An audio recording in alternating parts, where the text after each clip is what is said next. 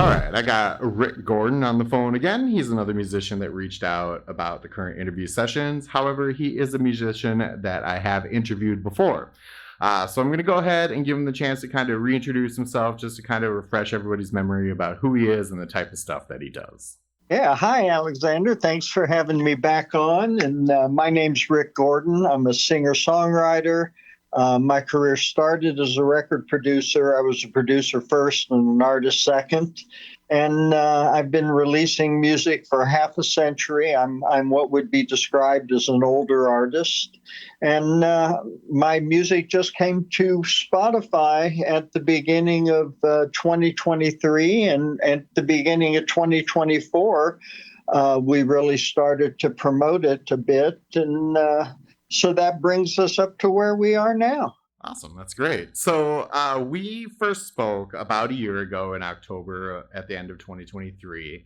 At the time, you had mentioned that you were looking into getting some digital releases out there and starting to work more on music and get more publications out there.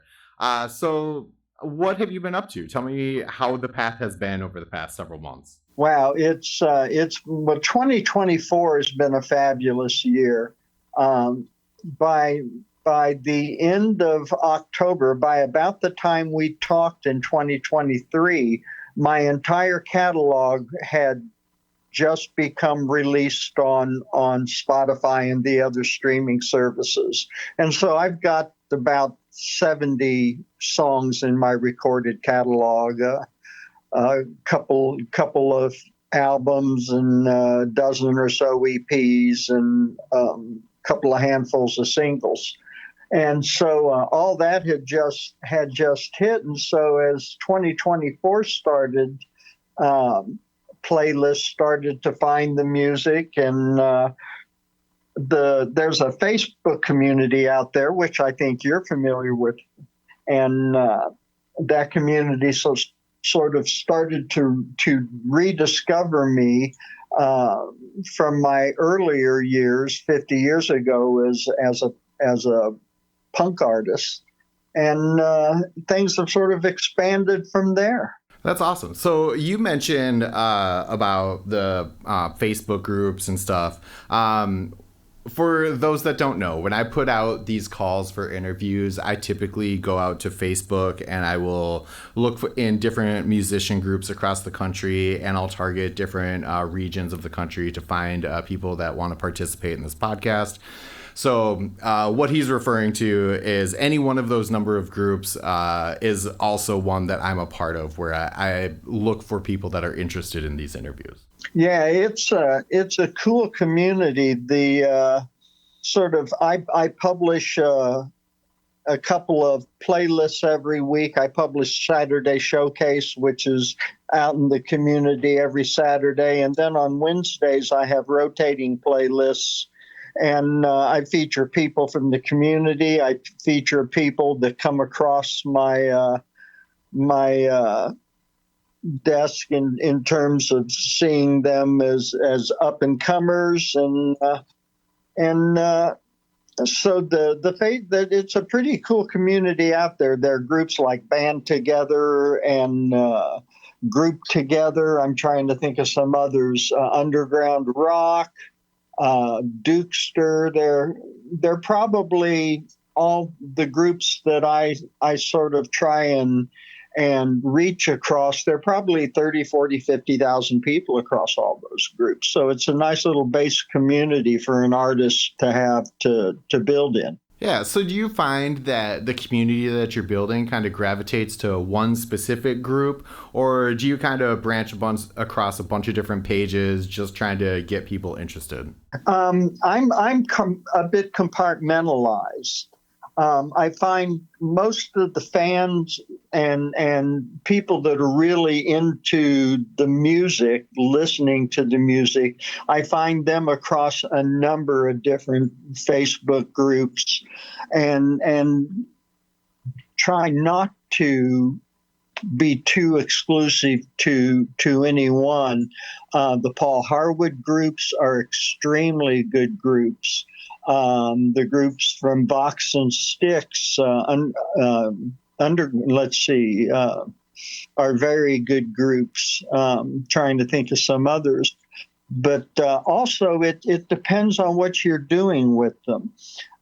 If you're wanting to reach the music industry is on Instagram. The music industry is not on Facebook. So if you're an artist and you want to get producers like myself and others, A&R people at labels and things to see you, those people typically are on Instagram. They are not on Facebook.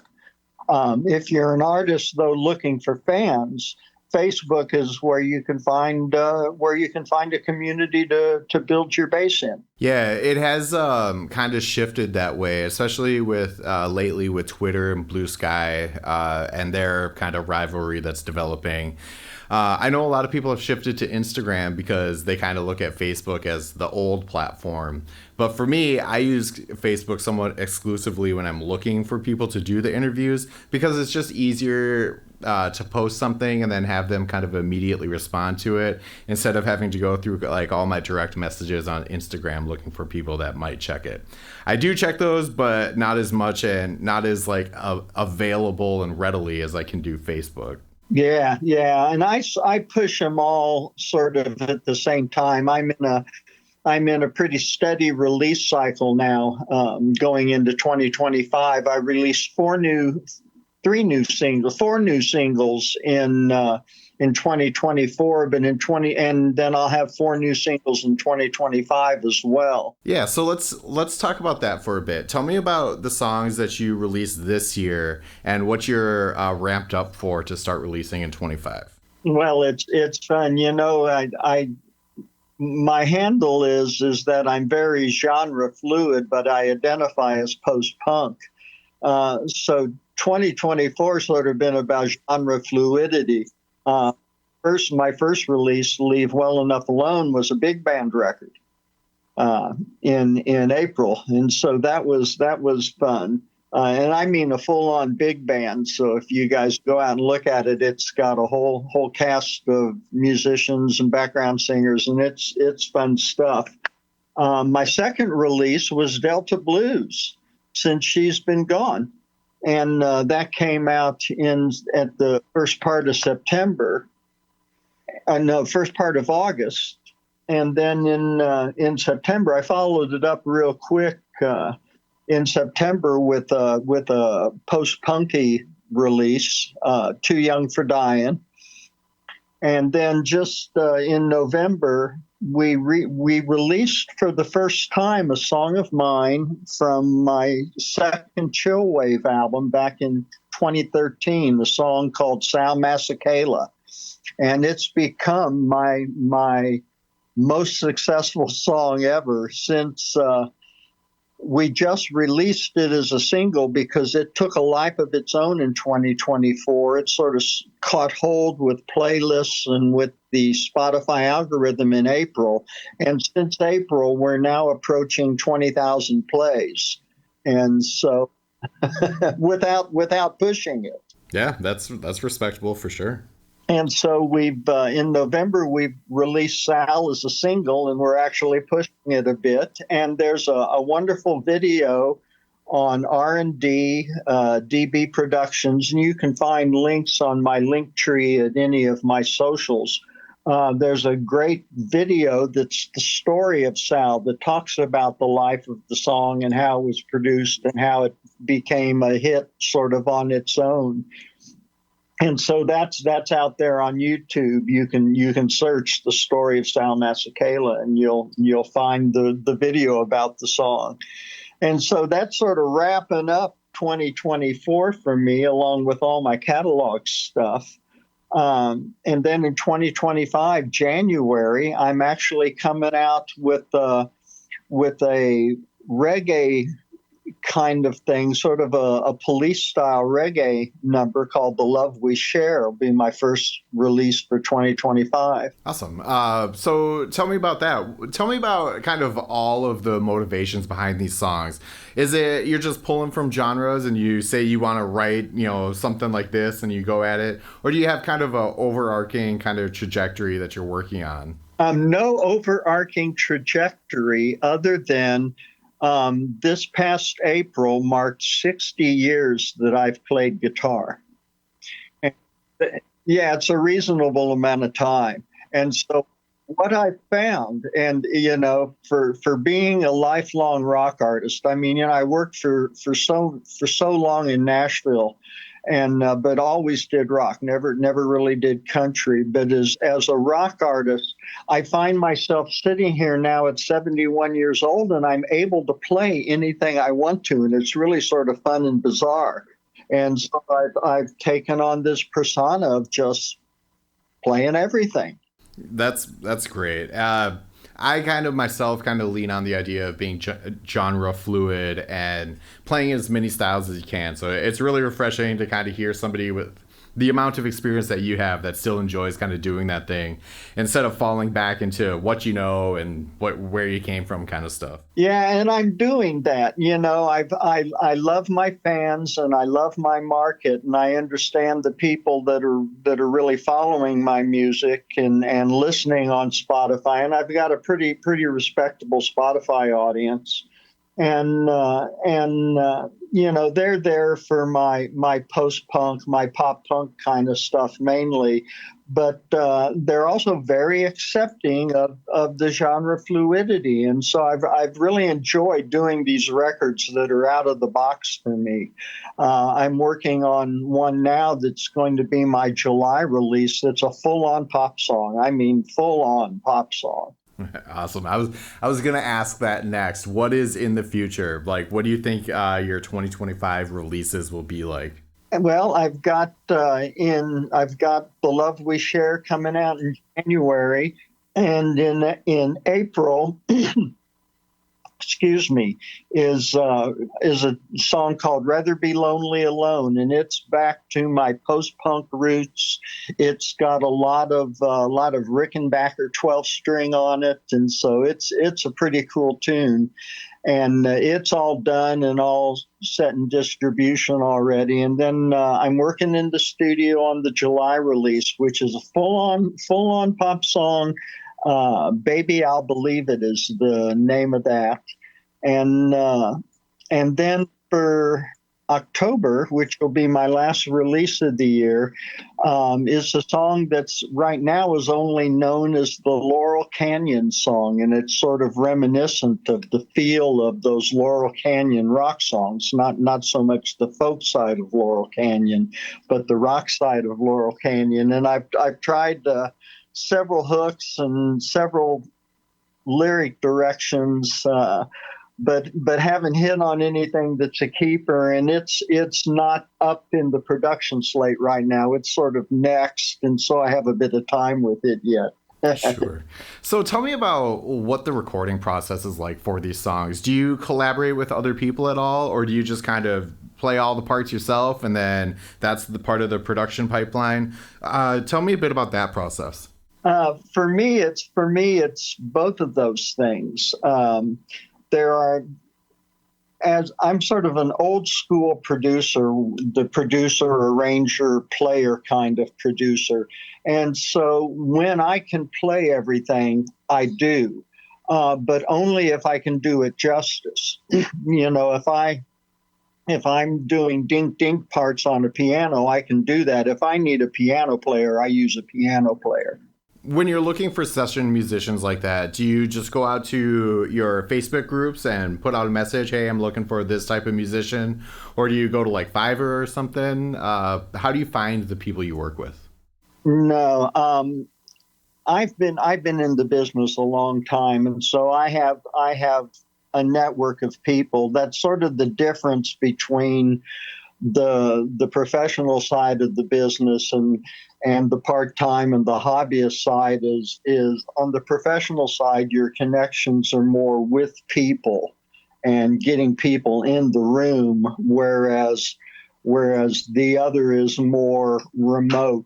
And so I try to go back to people that know me, and like piano is a good choice. Roger Pitts has played piano on everything I've released that's needed a piano part in the last, I don't know, 3 or 4 or 5 years, 6 years. and he's a great guitarist, world-class guitar player. But always plays piano because he's great at that too. Leave Well Enough Alone